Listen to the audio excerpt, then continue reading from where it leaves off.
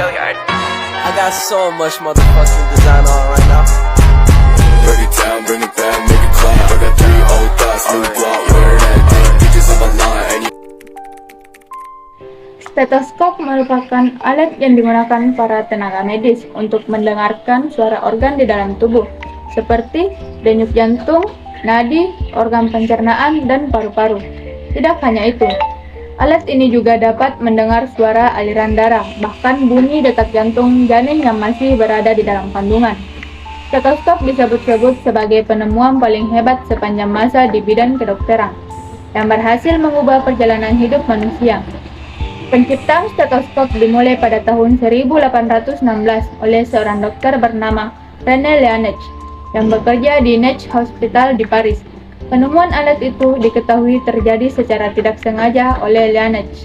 Awalnya, ia diminta untuk menekankan telinganya pada sebatang kayu yang panjang. Lalu sebuah jarum digoreskan pada batang kayu tersebut. Secara mengejutkan, Laennec dapat mendengar suara gesekan jarum itu, walaupun dengan kekuatan gesekan yang sangat kecil. Karena sangat penasaran dengan penemuannya itu, René Laennec lalu membuat sebuah tabung dari kertas yang digunakan untuk mendengarkan dada pasiennya. Hasil ciptaan kasarnya itu berfungsi dengan baik.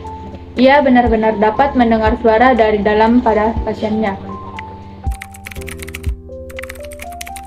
Dalam kurun beberapa tahun setelah penemuan pertamanya, Laennec berhasil membuat stetoskop dengan desain yang lebih baik. Ia membuat stetoskop dari kayu melingkar yang memiliki rongga ujung kayu dibentuk menyerupai kerucut dan dimasukkan potongan kayu lain yang telah diberi silinder kuningan berongga. Potongan kuningan itu digunakan untuk menentukan bagian tubuh mana yang akan didengar. Sebelum berhasil menyempurnakan stetoskop ciptaannya, René Laennec meninggal dunia akibat terinfeksi tuberkulosis. Setelah kematiannya, stetoskop ciptaan Laennec diproduksi secara massal dan mulai diterima oleh para dokter. Tahun 1828, Pierre Adolphe Fiori memperbaiki kekurangan yang ada pada stetoskop ciptaan Laennec. Fiori membuat stetoskop dengan ukuran yang jauh lebih kecil dari pendahulunya. Alatnya itu berbentuk seperti trompet, berbahan dasar kayu dan diberi tambahan alat diagnostik bernama pleximeter. Desain Fiori itu kemudian digunakan sebagai model untuk stetoskop monaural atau satu telinga yang saat itu menjadi stetoskop utama. Stetoskop monaural digunakan lebih dari 30 tahun di banyak negara. Kelebihan dari alat ciptaan Fiori selain ukurannya yang kecil adalah kepraktisannya saat digunakan dan juga dapat dipasangi peralatan tambahan seperti pleximeter, perkusor, dan termometer.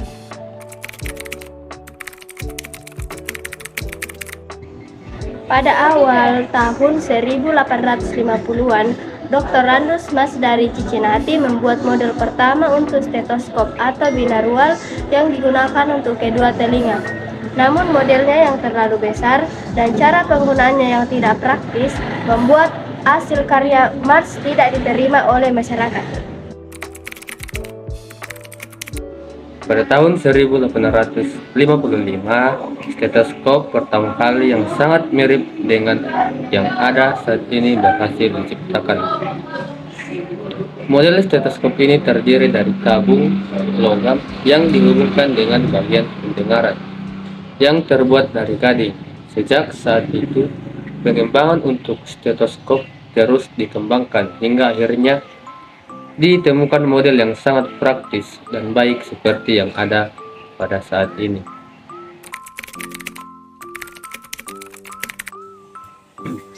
Kemudian saya akan menjelaskan bagian-bagian dari stetoskop yang digunakan pada saat ini. Yang pertama yaitu ear pitches. Ear pitches merupakan bagian dari stetoskop yang terpasang di telinga untuk mendengar suara organ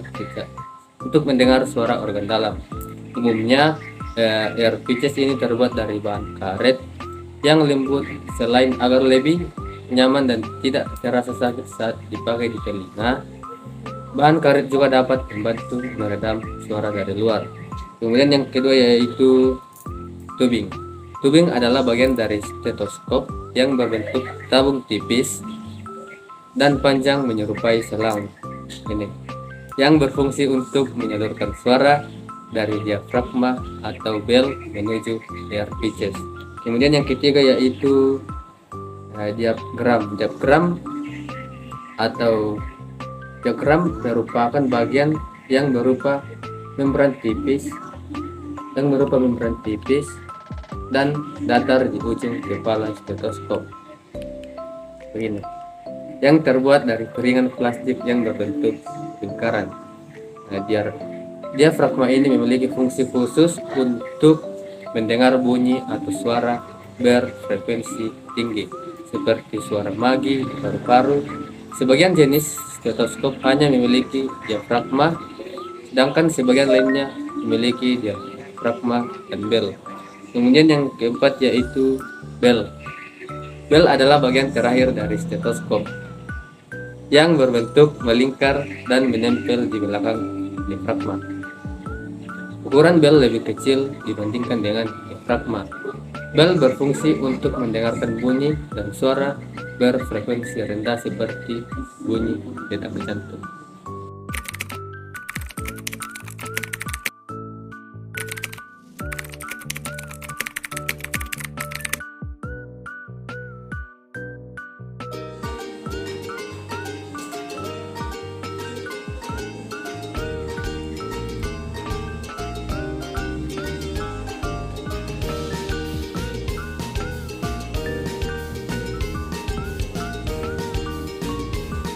I ain't fucking with these hoes,